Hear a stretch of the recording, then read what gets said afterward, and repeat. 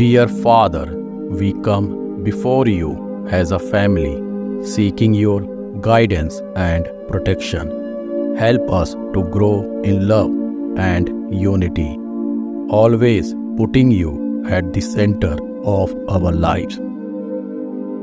Dear God, we thank you for the gift of family. Strengthen the bonds between us that we may support and encourage one another in times of joy and sorrow. May our home be a place of peace and love. Heavenly Father, we lift up our family's needs to you. Grant us wisdom to make decisions that honor you. Provide for our physical, emotional, and spiritual well-being. Loving God, we pray for unity and harmony within our family. Help us to communicate with love and respect, resolving conflicts peacefully.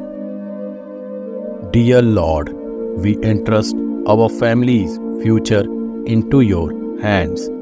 Guide us in raising our children to know and love you. Grant us wisdom and patience as we teach them your ways.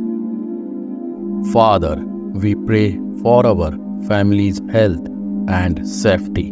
Protect us from harm and illness, both physically and spiritually.